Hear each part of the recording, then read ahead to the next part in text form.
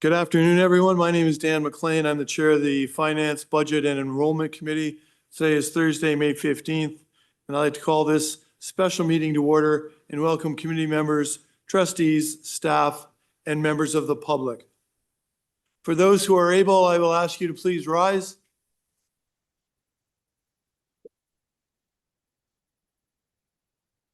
We acknowledge that we are hosted on the lands of the Mississaugas, of the Anishinaabe, the Haudenosaunee Confederacy, and the Wendat. We also recognize the enduring presence of all First Nation, Métis, and Inuit peoples. Miigwech. Thank you.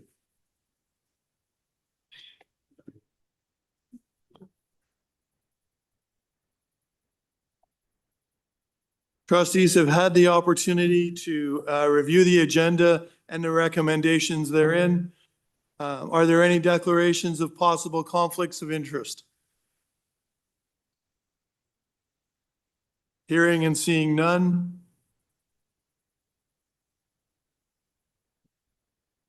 We don't approve the agenda? What happens when I want to move it? When I want to switch it? Okay, sorry about that. Okay, we will begin with delegations, which is item 3. Delegations allow for the public to address committees of the board and are designed to ensure that members of the public can provide information and perspectives to trustees as we navigate the decision-making process. Delegates are reminded that they are to provide input in a respectful and constructive manner and should not engage in any behavior contrary to the board's code of conduct, human rights policy, or delegation procedure. We have 14 delegations. I think we've had a cancellation, so I think we're down to 13. You will have 5 minutes to present your delegation. You will hear a ring when you approach the end of your time. And we ask you to stay on the phone or stay at the table because trustees will have an opportunity to ask questions of clarification. If trustees are asking questions of clarification, they get 3 minutes, which includes their question and the responses. So we ask you to please be patient and hang in with us a little bit. On a personal note, this is the second time that FBAC, traditionally our meetings start at 4:30. And this is the second time in the last 4 weeks that we have started early in an effort to provide the public more opportunity to be able to delegate and share their perspectives.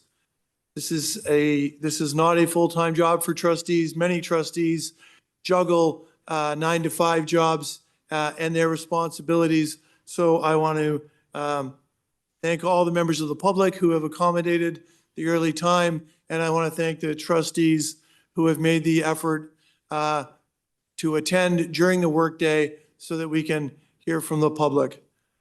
Before we begin, are there any other trustees online that are here so the record could accurately reflect? It should reflect that Trustee Laskin is in the room. Any other trustees online? Dawson is online. Trustee Dawson, thank you. Trustee Williams. Trustee Williams is, thank you. I think there was a Trustee Arts. Thank you, Trustee Arts. Okay, and with that, we will begin with delegate number 1, John Weatherup, who represents the Toronto Education Workers, Local 4400. Mr. Weatherup's online, I understand. Is that correct? Is he with us? Mr. Weatherup, sorry. Mr. Weatherup, we ask you to remind you, you've done this once or twice before. We remind you that to press *6 and come off mic, off mute rather. Mr. Weatherup, can you hear me?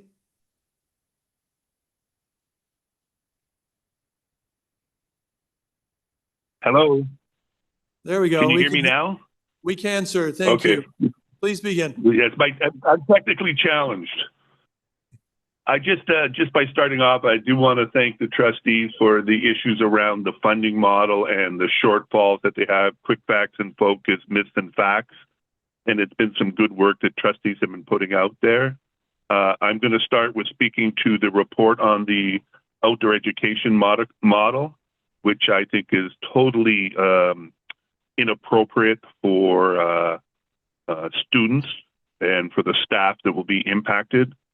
You'll have a copy of the report in there. And as I say, this is just a model that they put forward as one for consideration. I would say that I don't agree with the model. And we're actually talking about reducing outdoor education in the day programs by 13,000 students. That's larger than some small school boards. And we have been reducing outdoor education over probably the last 20-something years. I think the Boyne River still sits empty. I remember they sold Pine River with the former York board, which was the only fully accessible site that we had. And this new program recommendation of closing Sheldon, closing SOES, and that may be a different issue because of safety reasons. Find it totally inappropriate in this day of climate change and knowing about the environment that in fact we're reducing it.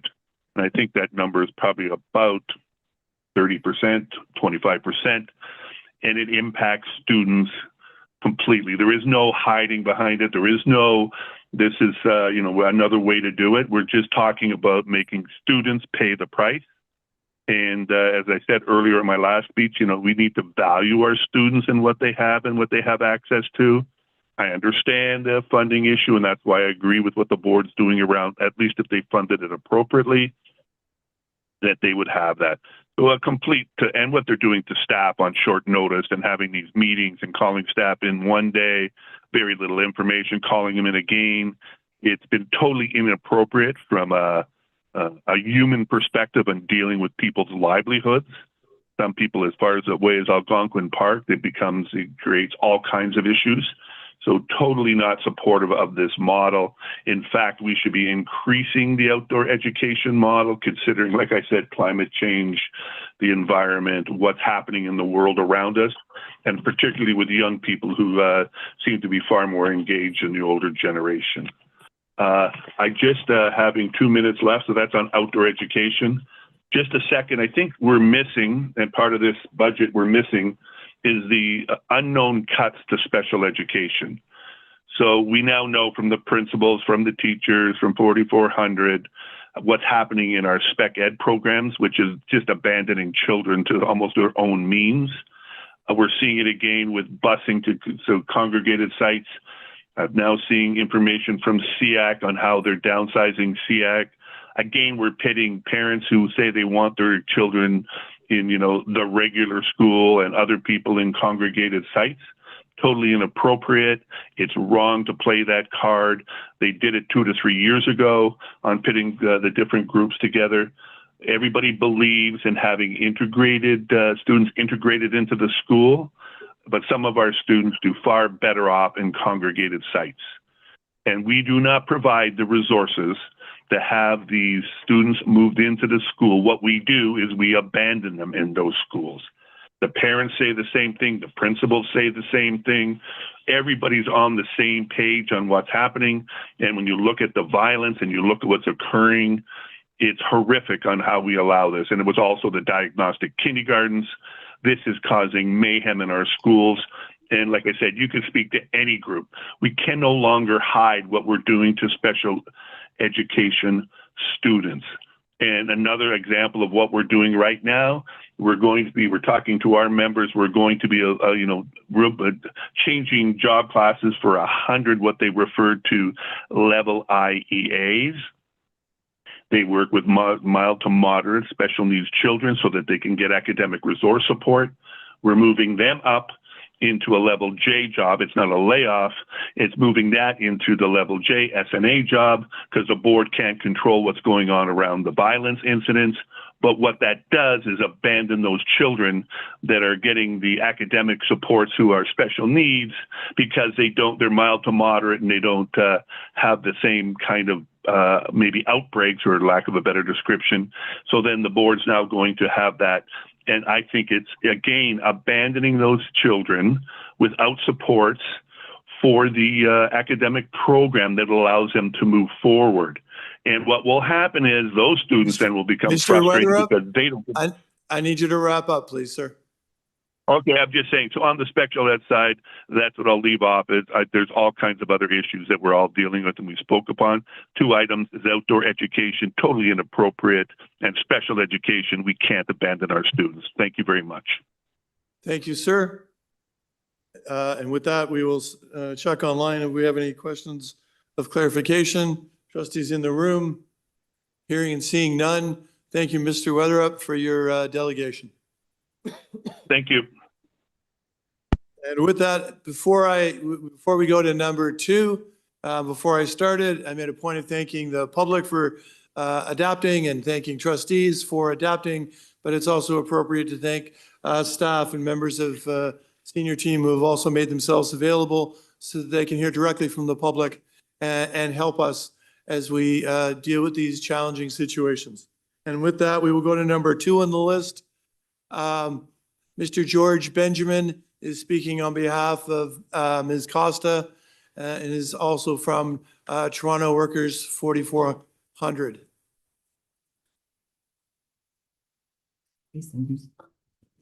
Trustees and members of the board, I'm here today. Sorry, can I get you to hold on just a second? Can we adjust the mic, please, so that.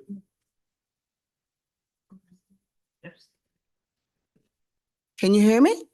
Better, thank you. Okay. Good afternoon, trustees and members of the board. I'm here today in regards to the cuts to the academic support level mild to moderate programs. Also, I have a student from my school here from Northern Secondary. These programs are a lifeline for students who need extra help, providing them with the support and accommodations they deserve. Cutting these programs would not only harm these students, but also undermine the value and inclusiveness of equity that our education system should uphold. I urge the board to consider the long-term consequences of these cuts. Every student deserves access to quality education, regardless of their ability or challenges. There is a better solution to this. We can work together collectively without these cuts to our program. Thank you. Thank you very much. We may have questions of clarification. And can you reintroduce your student for us, please? Thank you very much for coming today. We appreciate. It's always special to have students in the boardroom. Trustee Laskin has a question of clarification. Mr. Chair, given that there's time remaining on the speaker's 5 minutes, would the student wish to say anything? Could that be accommodated? Oh, thank you very much. Excellent. Okay. Thank you. That was a good idea, Trustee Laskin. Thank you. And we're seeing no other questions of clarification. Thank you, Ms. George Benjamin. Thank you very much. Thank you. And with that, we will turn to delegate number 3, Oneida Viega, also from the Toronto Education Workers, Local 4400.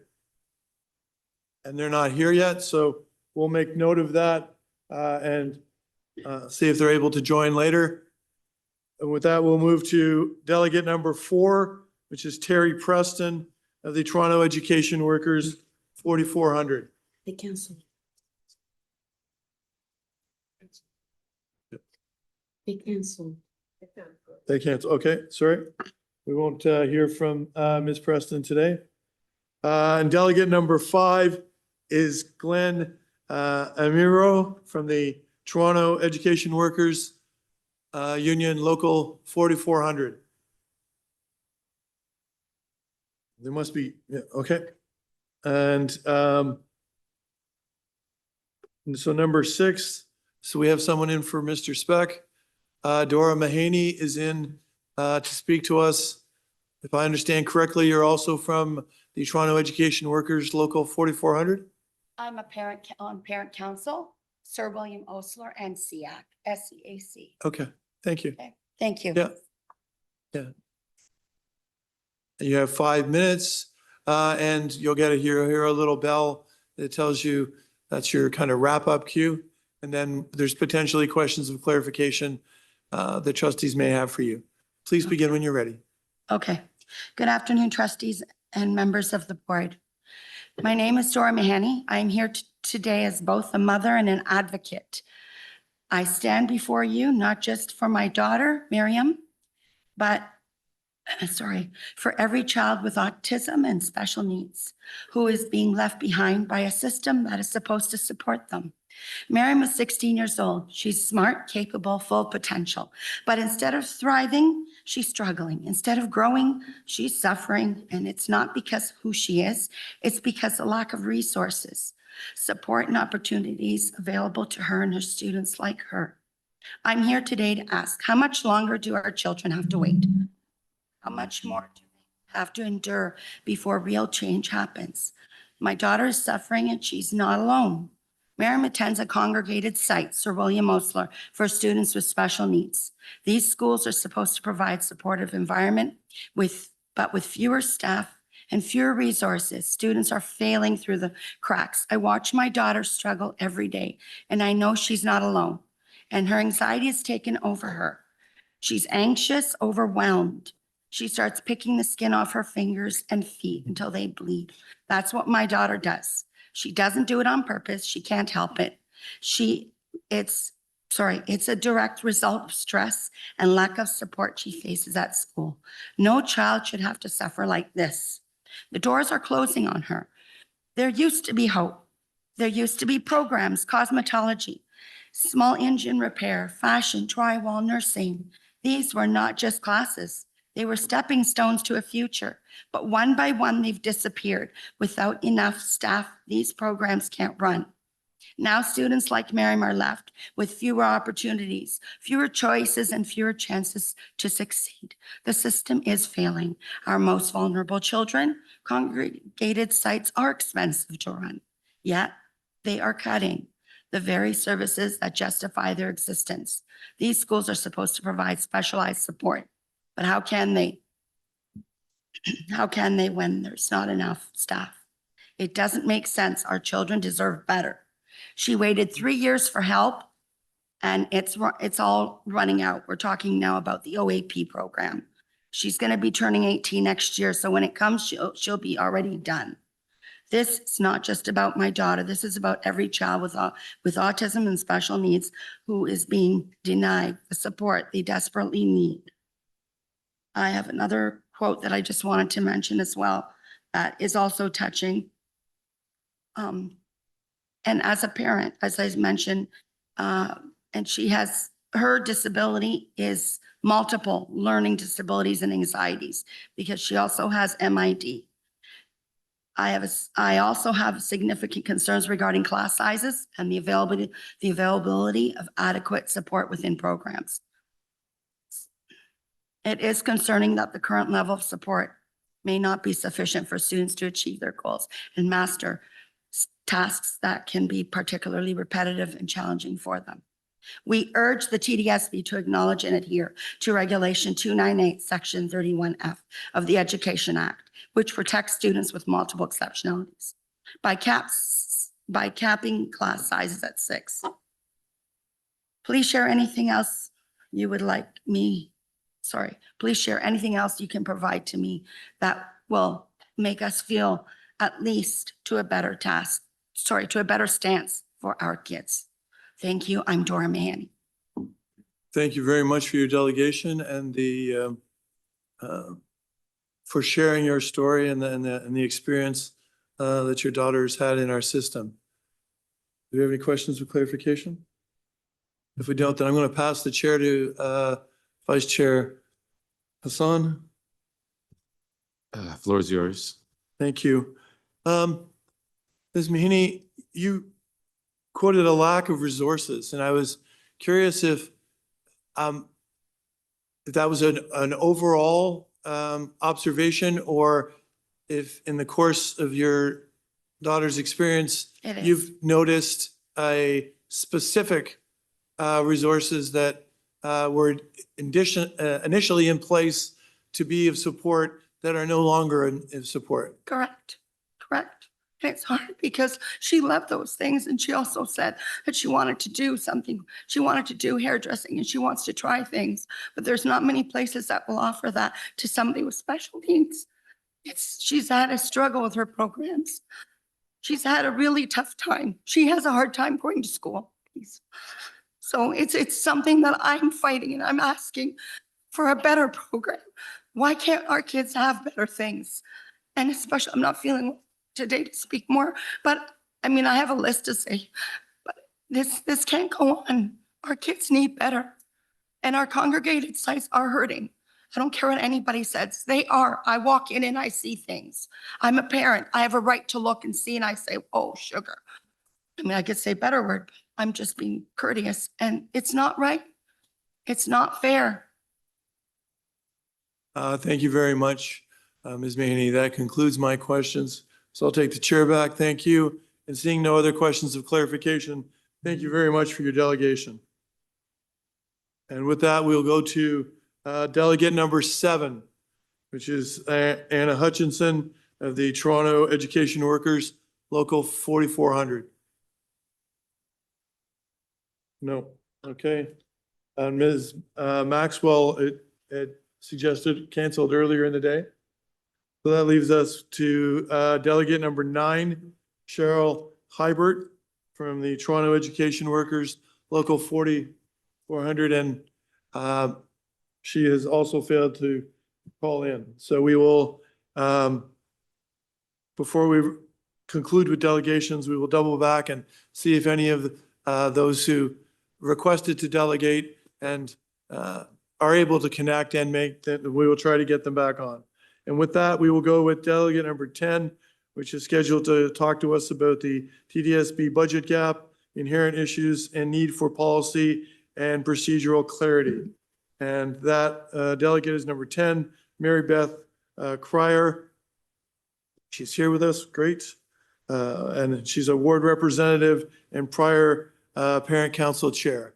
So you have 5 minutes, so you'll get a reminder towards the end to wrap up. And then we ask you to stay because there may be questions of clarification. Yeah. Please begin when you're ready. Absolutely. Thank you so much for having me. I appreciate the suggestion from Councillor Matlow, as well as some of the ward representatives to come and speak today.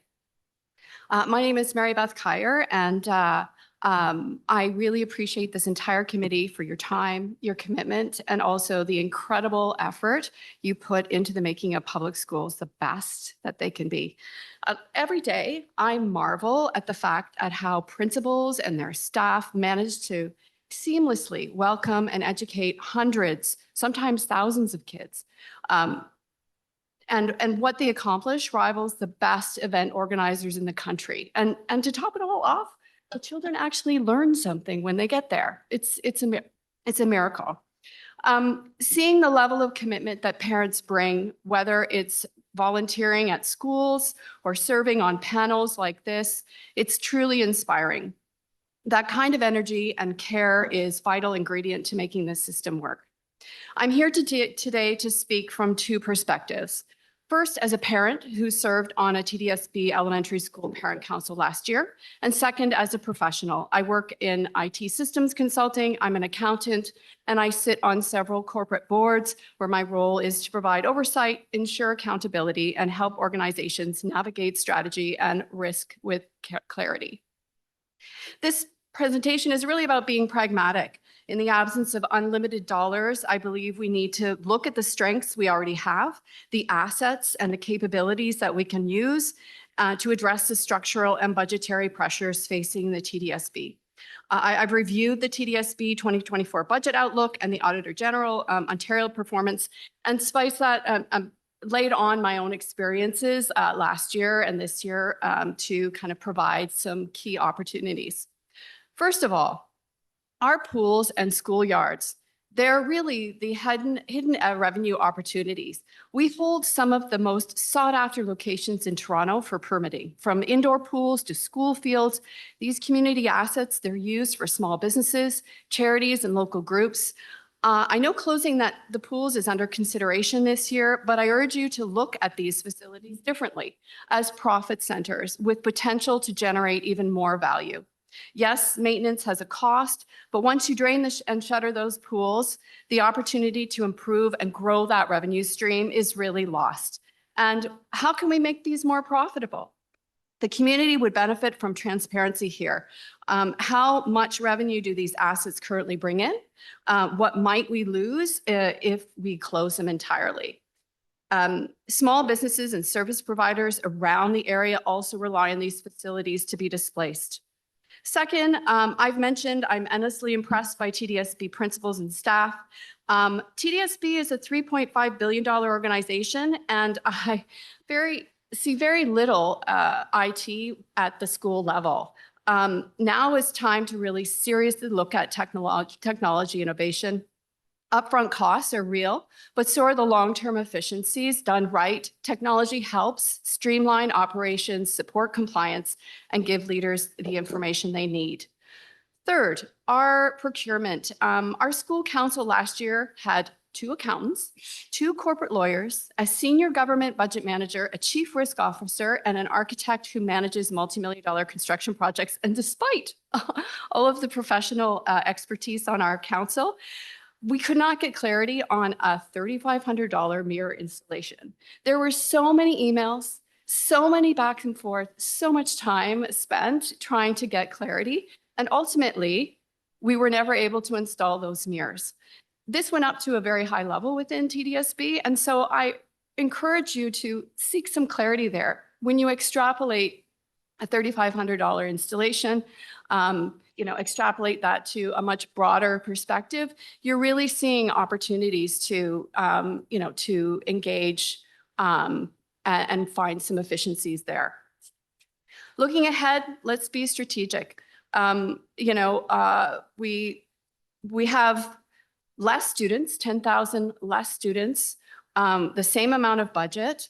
And yet we have, if you look at it on a per student basis, it's $145 million every year that is no longer being directed to those 10,000 students. So I think we need to look at where that money went, how it's being used. Over 5 years, that's a lot of money. So it really does open the doors to some strategic choices. Looking at the assets that we have, whether we sell the ones that we that are no longer at capacity, and or look at ways to leverage those assets in a way that is not currently being utilized. So in closing, 3 points: leveraging revenue generating assets like pools and yards more strategically, empowering principals with the systems, training, and tools that they need to lead effectively, and update the policies and particularly procurement to ensure that for every value for money, there's value for money in every transaction. Thank you so much for letting me. Thank you, Ms. Kyer. Do we have any questions of clarification for the delegate? Trustee Rejwani. Thank you, and through the chair, thank you for your delegation. You mentioned in one of your points investment to technology and processes. Could you tell me more how you see this as generating long-term cost savings? Well, I could certainly point to the procurement area in particular. There was a lot of time and effort spent to just manage a very small transaction of $3,500 for a mirror installation that, as I said, ultimately didn't actually realize come to fruition or use. There's a lot of dollars also spent and focus on using the school online program. And that is the transaction initiative or that's being used by TDSB. But we're being directed to make purchases from approved vendors that are often 2 and 3 times the cost of what you could purchase elsewhere. Now, not all purchases are being made that will then become the responsibility of TDSB to handle or manage as an asset. And so I would suspect that TDSB receives a percentage transaction fee for encouraging people or making people purchase online.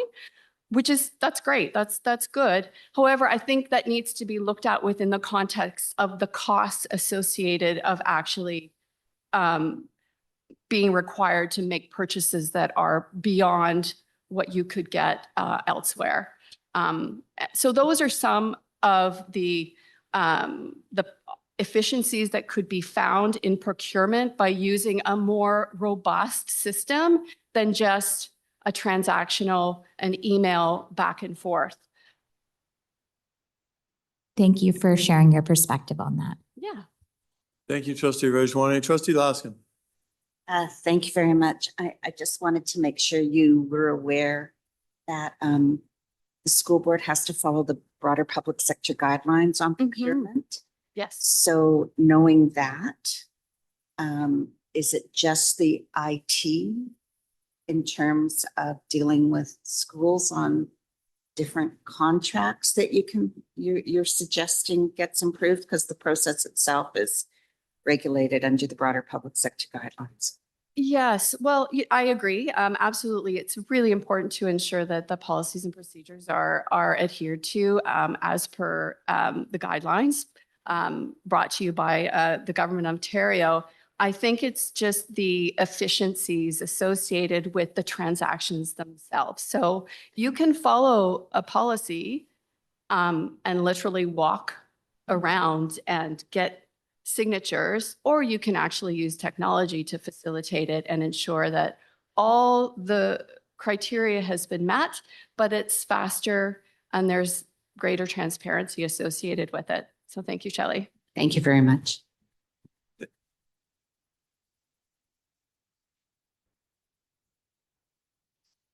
Thank you, trustee Laskin. There's nobody else on the speakers list, is there? No. Okay. Thank you very much for your delegation, Ms. Kyer. Pleasure. No. Yeah. Yeah. Well, I've got a couple, but yeah, well, for not being in the room short of that. Number 11 is City Councilor Rachel Chernos-Lynn, who's running a little bit behind. So we will go to delegate number 12, Ms. Susan Wesson is going to speak to us about itinerant music instructors. And this is under the heading of proposed options to balance and budget cuts. You have 5 minutes. Please begin when you're ready. Okay, thank you. Thank you for having me. My name's Susan Wesson, and I'm here to talk about the proposed cuts to itinerant music instructors. This impacts me in a big way, mostly because I am one, but it will also impact my students a whole lot more. So I want to share why I'm here. When I was little, I just sang everywhere I went. Music was just part of me, but I was also very shy. And I was afraid because I didn't understand what the notes on the page meant. I couldn't read them. And then way back in 1970, which I recognize is probably before a lot of you here were born, I had an itinerant music instructor come to my school. His name was Ernie Merkley. He was the second trumpet at the National Ballet, and he taught me how to play the trombone.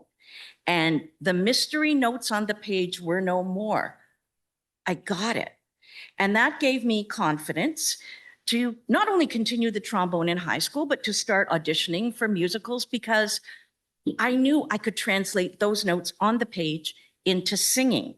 I went on to study voice and become a professional music theater performer. I toured Canada with Les Mis. I've had my music on Jazz FM and CBC, and I'm not unique. Most of the itinerants have very similar resumes, but I know that by the time I got to high school, if I hadn't learned to read music, my career would have been over before it even started. And I got that skill from a TDSB itinerant music instructor.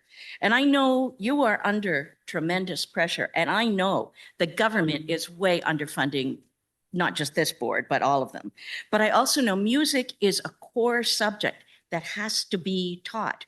And the majority of elementary teachers are back where I was in grade school. They don't have a clue how to read music. The Ontario College of Teachers says They have the skills to teach music if they've got primary, junior qualifications, even if they've never had a single day of music lessons in their life. So what are they supposed to do? Now, my very informal survey of over 200 teachers I've worked with says they get on average 1 day or less of music education in Teachers College. Now, in this proposal, you've said without IMIs, the TDSB has a robust music program. And I would counter, how can teachers teach what they haven't learned? I'm going to talk about staff development itinerants because that's what I do and that's what we address this issue. From kindergarten to grade 6, ORF, vocal and recorder itinerants spend 2 years taking the deer in the headlights look out of teachers' eyes about teaching music. Now, this report states IMI do not work independently with students, but in fact, that's exactly what we do. We give the teachers a lesson plan, and then we demonstrate how to teach the lesson by teaching it ourselves. So we are the ones that are holding the students' hands when they're learning to handle mallets or correcting their fingerings on the recorder or showing them how to breathe to get their voices ring out when they're singing. And the classroom teacher is our student along with all the rest of the students. And our goal is to make all of them succeed. Now, you've complained this system is inequitable, and that's partly true.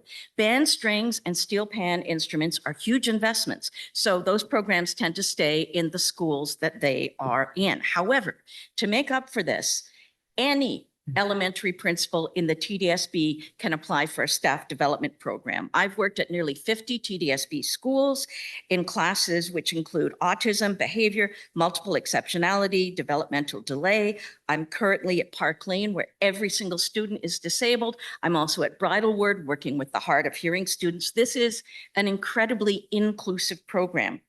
If itinerants engage students in music at primary and junior levels, chances are good they'll go on to span, string, steel pan, giving them the skills to play in secondary school. But if you pull the building blocks out, the whole system crumbles. Instruments will just sit and gather dust.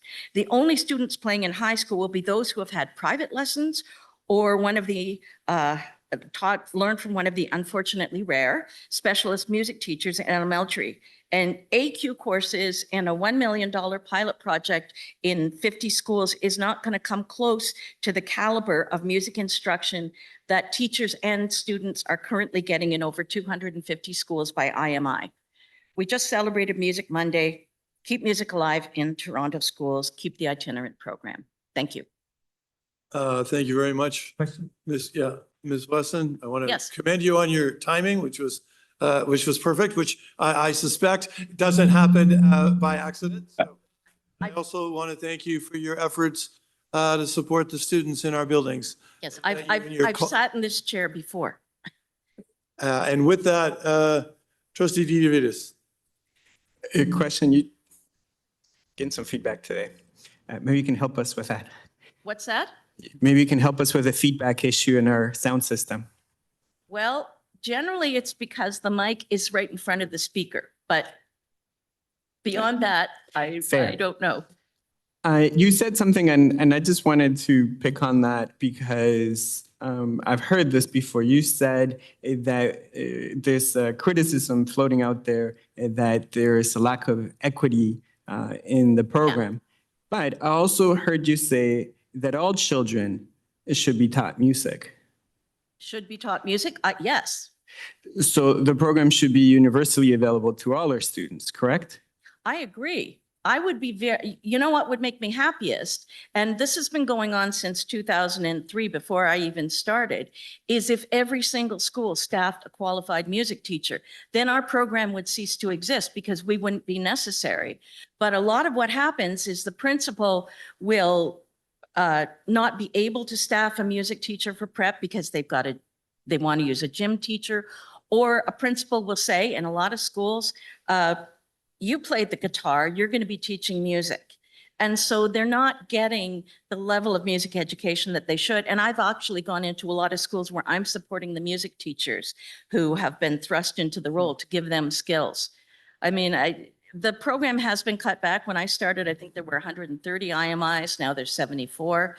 And it's just, I really worry about what's going to happen to music if there aren't people who know what to do. Right now, a lot of teachers are just playing YouTube videos.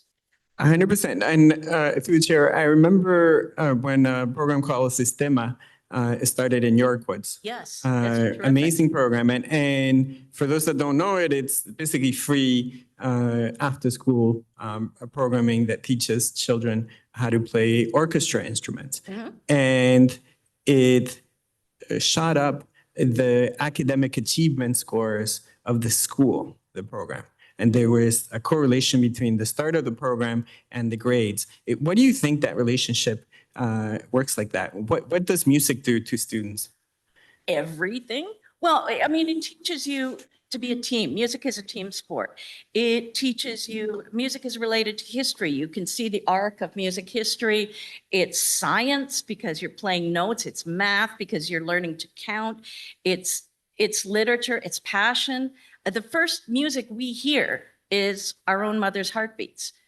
Music is just integral. And how often do you drive around the car and you're listening to music, or you have friends over and you're listening to music? It's just part of life. And there's beauty in music too, right? And why What's not? that? There's beauty in music as Oh. well. And why don't we Well, want to yes. have? Why wouldn't we want to have beauty, more beauty in other schools? I agree 100%. Okay, thank you so much. Thank you. Thank you, Trustee Didivitis. Trustee Laskin. Thank you very much, Mr. Chair.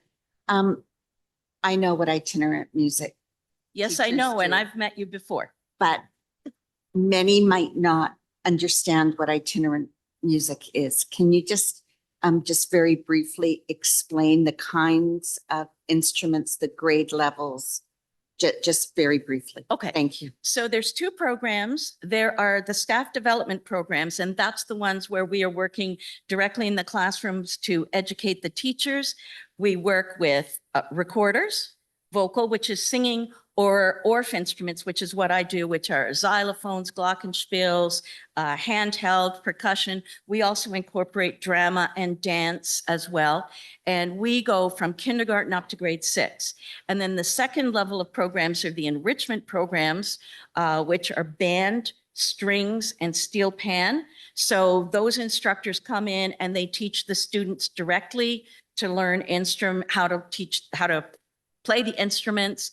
And those, again, are not as spread across the city just because the instruments are a big investment. But band and strings has been going, well, since before I took lessons in 1970, so over half a century. And steel pan was certainly going when I started in the board in 2004, which was the first year of staff development, I think. So there's, I think, over 250 schools right now with itinerants. And there's something like 420 different itinerant programs because some schools have more than one itinerant program. But as I said, if any principal can apply for staff development, and I've been at 50 schools, which kind of in every corner of the city. So we get around. One more follow-up. It has been said that some of the barriers are the instruments themselves, as you've just mentioned. I remember back in the day when the music instructor coming for elementary actually brought the instruments into the classroom. Yeah. Does that still happen where itinerant music instructors actually bring the instruments with them from school Well, to school? Yeah, I've done that. I mean, I've worked at schools where they had 4 ORF instruments. So over the years, I've accumulated lots of other percussion. I've accumulated some ORF instruments. So yeah, in schools where, because it isn't equitable either, there are schools where family councils and staff have invested, hundreds of thousands of dollars in instruments, and they'll have 20 or 30 ORF instruments, but there are other schools where there's very little. So yeah, I've brought in, drums, I've loaned things to school. Yeah, that still happens. Thank you, Mr. Chair. Thank you very much. Thank you. Thank you, Trustee Laskin. Trustee Pay. Thank you, Mr. Chair. Yeah, thank you, Susan, for your wonderful delegation. I have a question to ask you. You mentioned that regarding this MI program is really is at the discretion of the principal whether they want to apply for the program Mhm. or not. Is that correct? It is, yeah. I mean, the band and strings and steel pan programs are kind of settled, as I said, because those schools have the instruments. But in terms of staff development, yeah, absolutely any principal can apply. And I know that preference is given to schools that haven't had the program before.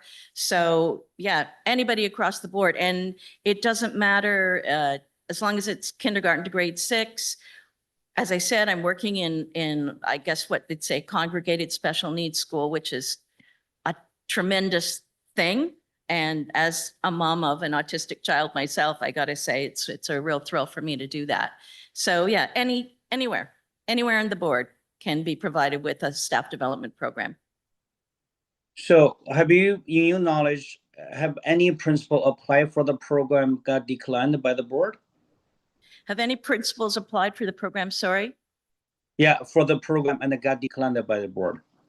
and got, Declined. declined. Asking whether they've uh, been. Declined or only, rejected. oh, Yeah, okay. application for IMI was rejected at the board. Yeah, only in the past, if people applied late and there's only so many IMIs to go around because there's only so much funding.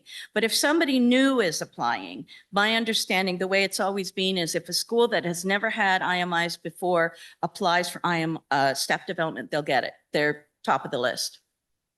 So basically, this is not an equity issue. It's a really application process issue. Am I correct? The So, case, yeah. yeah. So basically, whoever want to apply, if the school have never had the IMI program, they will always get it. Okay. Yeah. So this have nothing to do equity. It really, but like whether the principal have interest in music, or Mhm. maybe in mathematics, or in maybe literature. I mean, they can apply all kinds of program the board. But if they decide not to apply for IMI, then there's no way for them to get it, or no way for the student to get it, right? Yeah. So Yeah. I would say this is Trustee not. Pei, if you ask her a question, I think it'd be nice if you gave her the opportunity to answer it.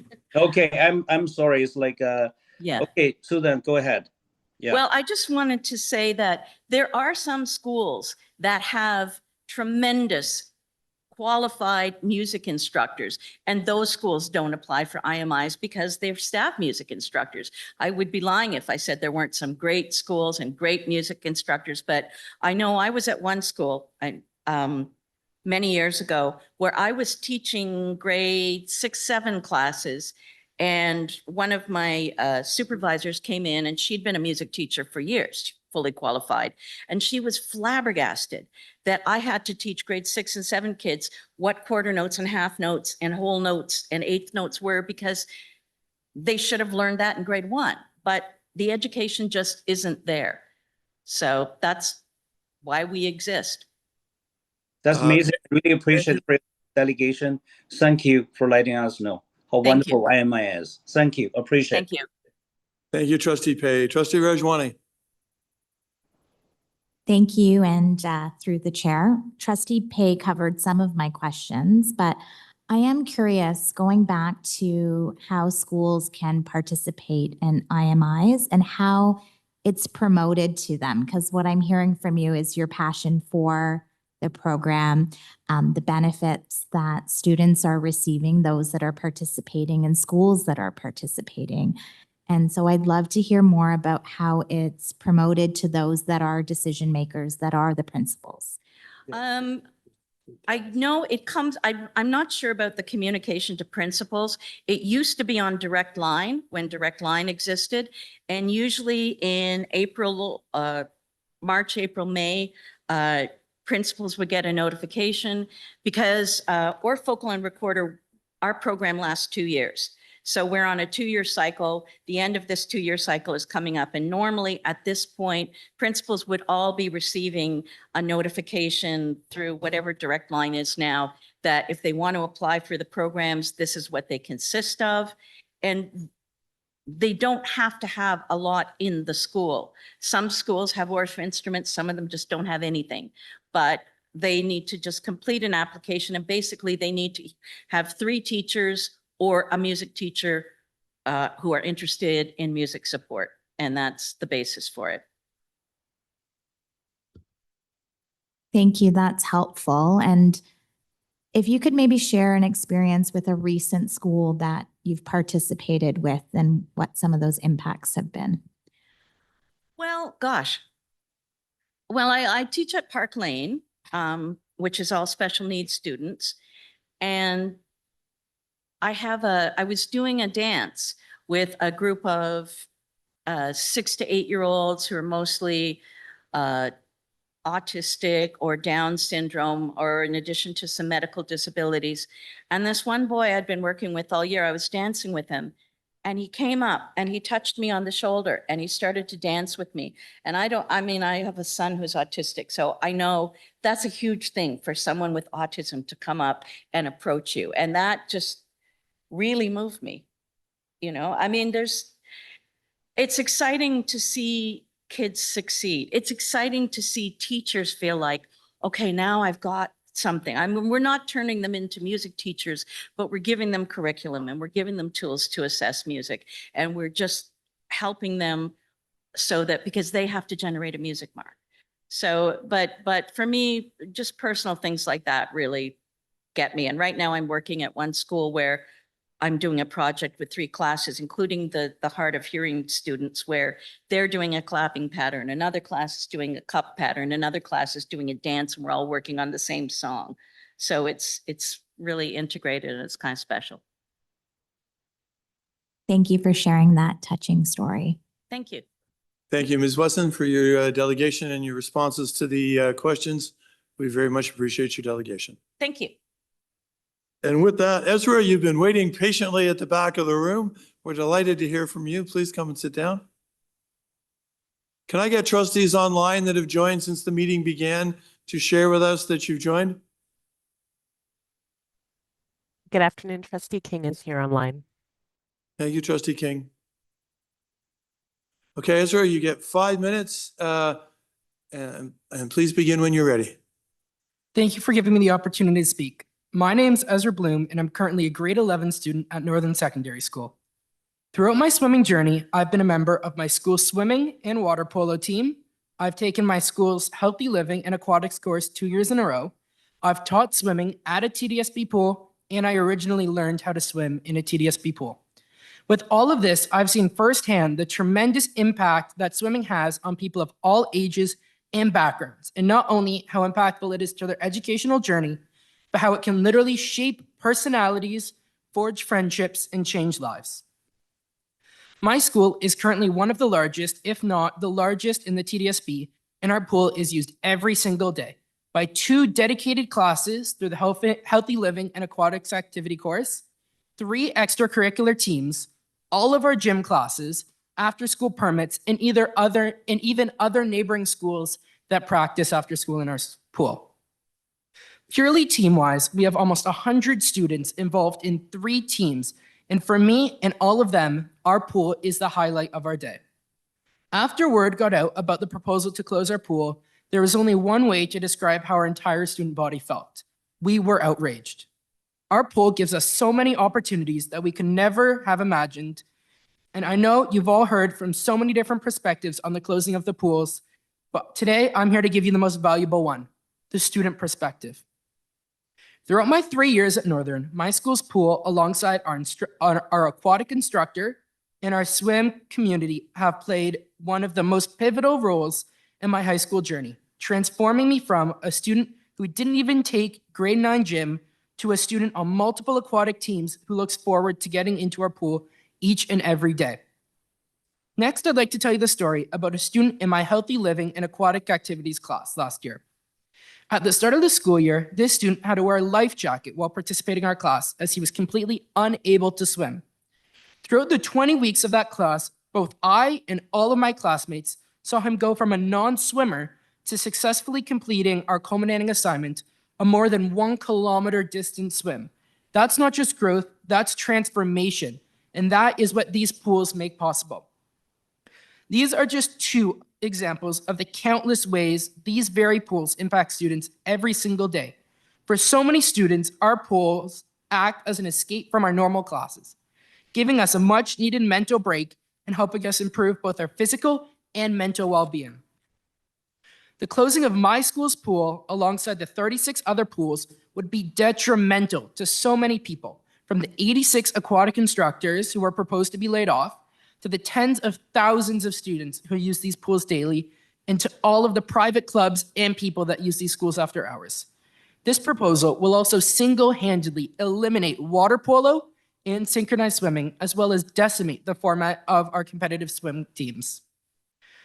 Last month at the FBEC meeting, Director Latouche said that you absolutely always want to center students in all of your thinking and decision-making with your options to balance the budget, and how you want to look for options that don't have an immediate and direct impact on students first. I know that you're running out of options that don't have an impact on students, but whether it's clear or not yet, this cut would be one of the most damaging decisions you can make, not just for the students, but for our city as a whole. Please consider my voice alongside the thousands of students whose high school experiences have been so greatly shaped by these pools. This is not the right way to fix the deficit, and I truly hope that you'll be able to see that. Thank you. Thank you very much, Ezra. Trustee Rajwani. Thank you, and through the chair, I want to thank you for bringing the student perspective today. I want you to know that I see you, I hear you, and I share your concerns. So thank you. Thank you. Thank you, Trustee Rajwani. And with that, I'll pass the chair to Trustee Hassan. Thank you. Do you swim on the swim team? I do. What do you swim?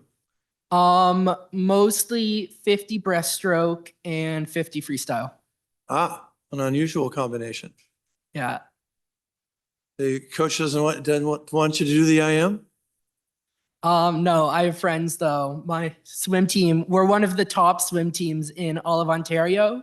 We received multiple gold medals at OFSA last year, this swim year, and last year at OFSA, our junior boys were the #1 ranked swim team in all of Ontario.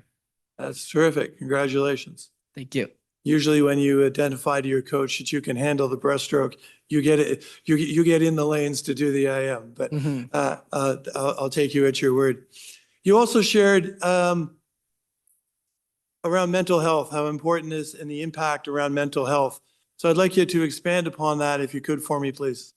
Definitely. With our normal school days, we're constantly surrounded by assignments and being in the classroom, and just the change of environment alone that these pools provide for all of us so greatly helps our mental health. Swimming, again, mental and physical, swimming has been shown to be one of the best things that you can do for both of that. And just getting in the pool for me in the morning, whether it's a 7 a.m. swim team practice or just a normal class in our aquatics course, helps my mental health so much alongside all of the students in our pool who I've talked to. And it's the highlight of our day and honestly, our high school experience. Thank you. And through you, Chair, you shared the story of a student who, began with the life preserver and at the end was able to complete the 1,000 meters and do that. Is that a unique experience, or is this have you been able to witness the transition from students who weren't comfortable and didn't feel safe in the water to getting to the point where they are comfortable around the water and able to participate freely and confidently? So traditionally, the course that I'm talking about, which is the Healthy Living and Aquatic Activities course, is mostly made up of members from the swim team that really want to get more practice during the day. But there are numerous students who haven't swam whatsoever and get in the pool, not even being able to swim a full length of the pool. And yes, I have seen it with multiple students by the end being able to swim that far. And this is all because of our amazing aquatic instructor, Miss Bernard. She's been so incredible at helping both myself and literally every member of our school improve so much. As I talked about earlier, in grade 9, I didn't even take gym. I didn't really like physical activities. I enjoyed the classroom more, but through deciding to take this course, the aquatic activities course, it nurtured my love of physical activities. It encouraged me to join 2 teams at our school, and it made me motivated, honestly, to want to come to school and to want to get in the pool in the morning. And with that, I'll take back the chair. Thank you, Trustee Hassan. It is special for us to be in this boardroom and to be able to hear from students share their view and their impact of what we hope for them and we plan for them. So we thank you for taking the time and we thank you for your delegation today, sir. Thank you. And with that, we will go to number 14 on the list. Oh, Mr. Chair, may I ask a question, please? Yeah. Should you have, no, okay. Trustee Pay. So you thought Thank you very much, Mr. Chair. this is like detention now. You're over time now. So, but Trustee Pay, please. Okay, thank you, Mr. Chair. Through you, Ezra, thank you for your such a wonderful delegation. I think I learned a lot about the aquatic, program, and not only at your school, probably through this pool program. Can I ask you a question? So regarding the aquatic program, how the aquatic instructor really instruct you during the school time? Are you taking a physical course, physical activity course, or physical education course as one's, for aquatic training? Yeah, so our school, we have one teacher who is one of the 86 full-time aquatic instructors in the TDSB, and she's here every day at our school to help all of us. We have one course running each semester, which is dedicated to swimming. It's run by our school's phys ed department. It's a phys ed course. It's called, again, the Healthy Living and Aquatic Activities course. Through this course, we do so much. We learn so much. We mostly work on distance swimming. We improve our strokes. We learn about water safety. We learn about life saving. We learn about health and fitness. That's what our course is designed to do. And then our instructor as well, she stays before school, she stays after school. She is our coach for our swim team. She runs our water polo team. She runs our synchronized swimming team. And these aquatic instructors, they do so much for our schools. They completely run the water polo leagues. They coach us, they teach us. I knew nothing about water polo whatsoever when entering high school, and now I've played on it. I've had so much fun. I forged so many friendships. Also, they run all of what we call mini meets during our swim team season, which, yes, we do have regionals, cities, and OFSA in our swim season, but we also do go to other schools, and not just our school, but lots of other schools have mini meets at other schools, all completely ran by these aquatic instructors, and it helps us so much to learn and also just to meet new people and to experience swimming. That's unbelievable. I just have a last question. How do you think this aquatic program really help you in term academics? It has helped. Oh yeah, Learning. Yeah. It has helped me so much, and also so many other people that I've seen take this program. I think just the mind space it helps put us in really helps with our academics. It's been an amazing experience that I do recognize that I'm so very lucky to have at my school. I'm not sure how many schools have these types of programs, but I personally feel so lucky to have it. And I do feel that without it, I would definitely see a lower difference in my marks, as well as everyone on my team would see lower marks. It's helped all of our academic performance with the mind space it puts us in, even with just meeting other people that help us in school. It helps us with that. That's unbelievable. I really appreciate for your delegation. Just like I said, I'm gonna support you and the student like you. Okay? Thank you very much. Have a wonderful day. Thank you so much. Thank you, Mr. Chair. Thank you, Ezra. This time I think you're done. Thank you very much, sir. Thank you. With that, we will go to hopefully another student. Delegate number 14 is Isa Faroy, student from the TDSB Adult General Interest Program. Perfect. Hello, good afternoon. Yes, another student, a bit older and bolder than your typical students. I was here last year with my wife as part of delegation to help save the Learn for Life and general interest programs. I'll start with a very short rehash of the background, who am I and why we got involved. So my wife and I started 12 years ago attending the ballroom dancing with Learn for Life when our firstborn arrived. We started that because life was so hectic. We wanted to find a place where we can connect, we can be physically active. And we have attended that program most recent years in Overland Drive for very religiously. We heard that because of the budget deficit, it was the closure of the whole program was on the agenda. So we came, we worked, we formed a group of Learn for Life supporters to help advocate for the program. And we have done a lot of good. We have helped increase the registration in face of increased fees, which was proposed and adopted by the program. Unfortunately, I'm here again because another round of fee increases has been on the budget. And I'm feeling sad because I see that fewer classes are being because the registrations will come down.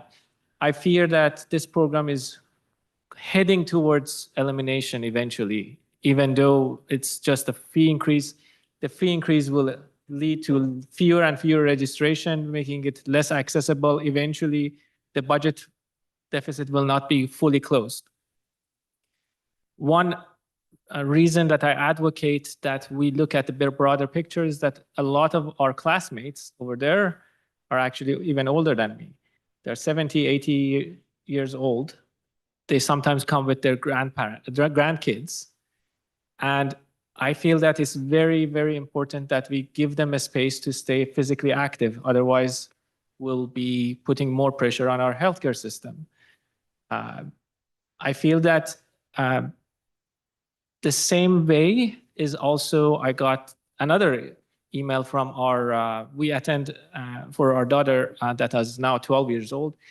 She's attending the pools, using the pools through the NIAC, North York Aquatic Club, which is a not-for-profit that uses these schools' pools.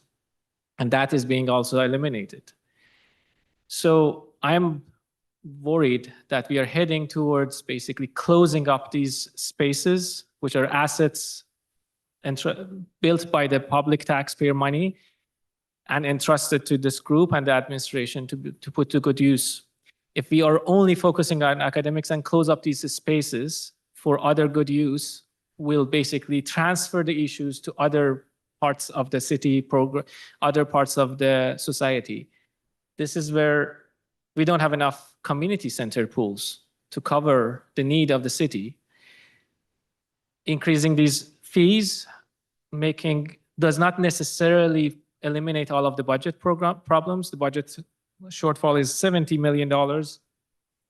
At best, elimination of the whole program that is running at a deficit will close up maybe 2% of that budget deficit, whereas transfers a lot of this problem to other places. So I'm here, I'm hoping that we end up going to the other side and opening up these spaces to be used more. I don't know if you've had any MRIs. They call you and say that you can come into a hospital at 2 a.m. because this is an asset, valuable asset, and they try to make best use of it. That's, I think, the direction we have to go with this, with the pools and the community spaces that the schools provide. Thank you. Thank you, sir. Trustee Laskin. First of all, thank you very much for coming and delegating to us. I completely agree with you. Last year was a big surprise when it just came. Your groups have worked really hard to support the value of these programs, but I think all my colleagues would agree, we absolutely believe in lifelong learning here, but we're faced with a dilemma that the province sees us only as funding K to 12.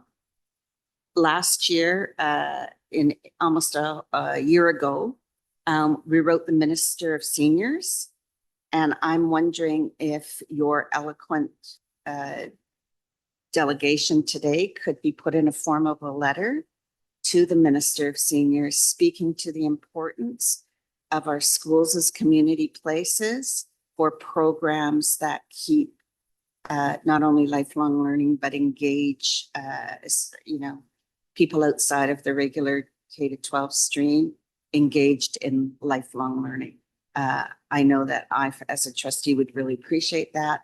The value of these programs is not in dispute. The fact that they are unfunded and cost us money is. So if we can go to another funding source, we would really appreciate your advocacy, and thank you very much. Can I respond? Would it killed you to pretend you had a question in there somewhere? Yes, would you consider putting your delegation in the form of a letter to the Minister of Seniors?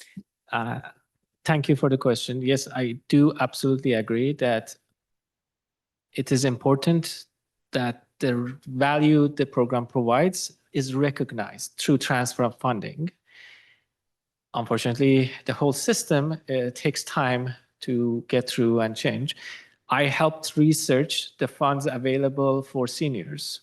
I've discovered that there are certain funds that NGOs can apply if they're servicing seniors to offset giving discounts to seniors, for example. I was hoping that TDSP can leverage the same fund.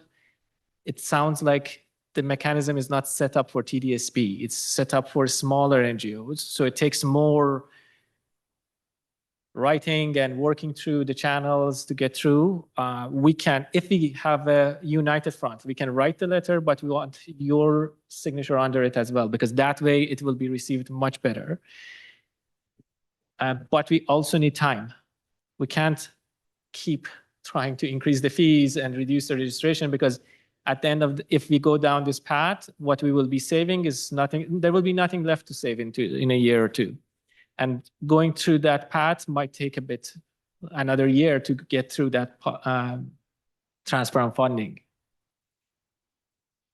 Thank you very much. And seeing no other questions of clarification or personal statements, we will, trustee, sorry, didn't see with the screen. No, I hadn't raised my hand earlier. Thank you, Chair. And I had a question. So I remember you came last year with your wife through Chair. And you said something that alarms me a little bit. You said that there are less classes available this year than last year. Is that correct? To be perfectly honest, I don't have the exact numbers. There's a bit of a challenge with transparency here, which blocks us from being best type of advocates we can. We can't get access to the details of the budget operation. For example, there's transfer fee. Basically, the program has to pay for the schools certain amount of dollars for usage of that place that the program is using after hours or weekends. What we haven't been able to understand that amount or these details. And like one consideration is that if the program gets eliminated, that is pushed back to the deficit of the whole TDSP. At the same time, what I personally observed is that after our dance class finishes, usually there was another class, but no longer. Like the space closes up earlier to these classes. Okay. There are less classes because fees have increased. Yes, the income is increased a bit, but it's not, we are not expanding for sure. We are in certain places, there are fewer classes offered. Okay, thank you. Thank you, Trustee DeVitis. Thank you, Mr. Furrow. Very much for coming to see us again and sharing your perspectives. Thank you for listening to me. Thank you. It is now my distinct honor to call upon City Councilor of Ward 15, Don Valley West, Rachel Chernos-Lynn, to join us. I suggest you know the way. Thank you very much, Chair McLean. So good afternoon, trustees, staff, and members of the public who are listening to today's meeting. I want to echo my support for the Northern student who gave a great delegation tonight.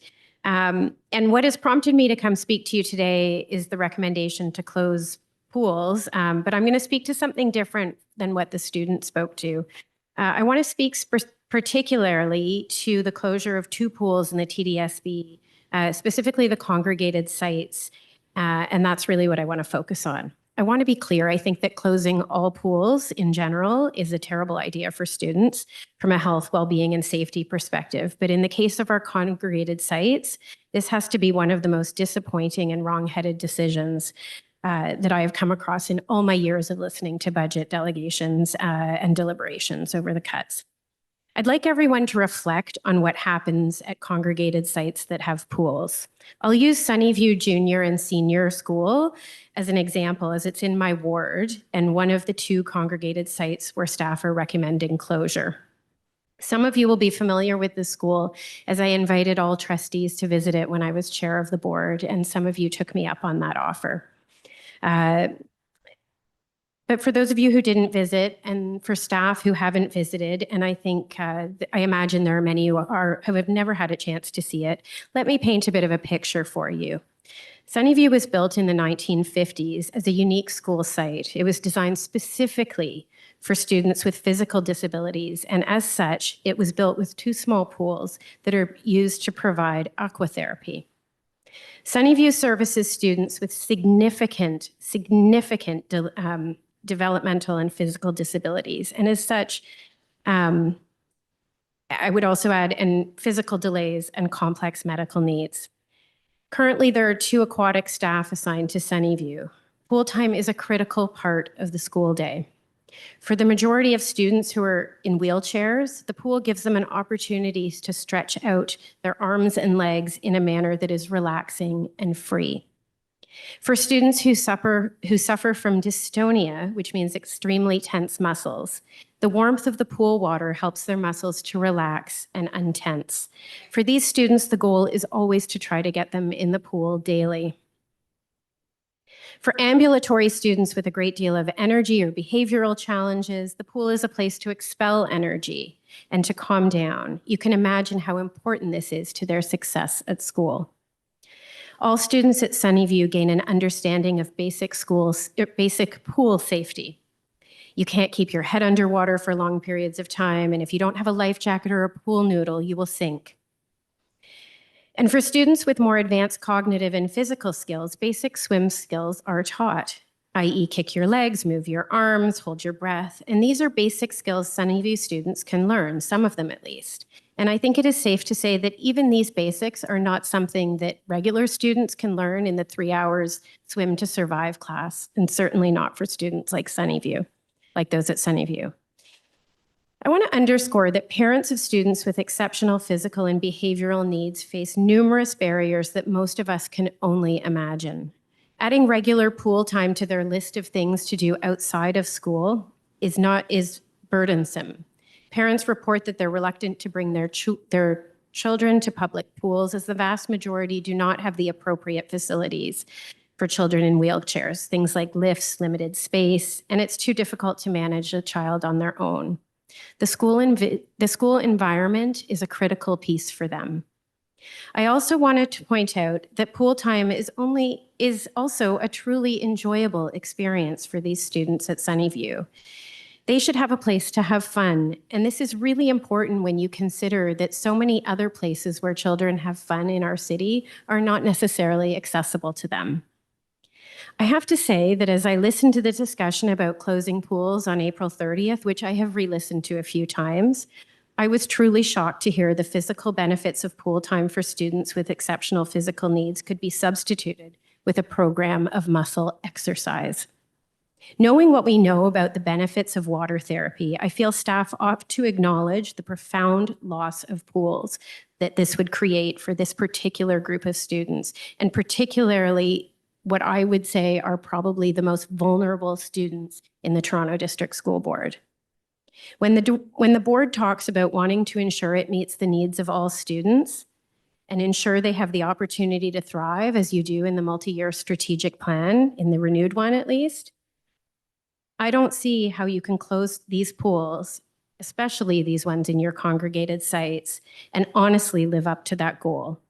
And with all of that in mind, I would ask that you have a second sober look at this plan and this recommendation and find a different path forward. A Swim to Survive program here is simply not going to cut it. Thank you. Thank you, Councillor Chernos-Lynn. And seeing no other questions, I'm going to pass the chair to Trustee Hassan. Thank you. Can you share a little bit about, I too have congregated sites, but mine don't have the luxury of having the pool in it. The one is close to the Etobicoke Olympium, and they will make the effort to get there. But I'm interested in particularly the students who are restricted to their wheelchairs and whatnot, and the sense of exploration and buoyancy that the students feel, and that their teachers and support staff, the impact that some of the kids at the school have been able to achieve and appreciate. Can you tell us a little bit more about that? I think it's life-changing. I don't think we can underscore how important this is. There are options sometimes for children in wheelchairs to put them strapped into something where they're more upright so they can stretch. But there's really nothing similar to getting into the water where, as you note, you're buoyant, particularly a warm pool that allows your muscles to be a little bit more relaxed, more flexible. We see this in places like Holland Bloorview, where there's a warm pool specifically for students with physical needs like this. But again, if we're to start moving kids to get into a bus to take them to this place, this is right here in their school. I really have to wonder, what are we doing? And I would also just add that there was a time when we used to have more aquatic staff at schools like Sunnyview, and they used to provide swim programming for all the developmental delayed classes from nearby schools that would visit Sunnyview and have access to this. So I actually think not only are we going in the wrong direction, we should be reversing course. And I would urge, if there are discussions that are happening with the government, this is a matter of like physical health, medical needs. And I think it's really short-sighted to not fund this in a way that will cost us more in the end for these students, aside from the fact, like, there's a financial piece to this as well that I think could be stressed with government. And whether it comes from one pot of money or another pot of money, the worst thing we can do is close a school like this, like a pool like this, not a school, but close a pool like this. We should be bringing kids to this school because of the unique asset that it provides and the relief and the therapy that we could be providing in a school like this, in a pool like this. Thank you, Councillor Chernos-Lynn. Seeing no other questions, we thank you for taking. Through Sorry, the Trustee chair. Williams has questions. Trustee Williams, the floor is yours. Thank you, and through the chair.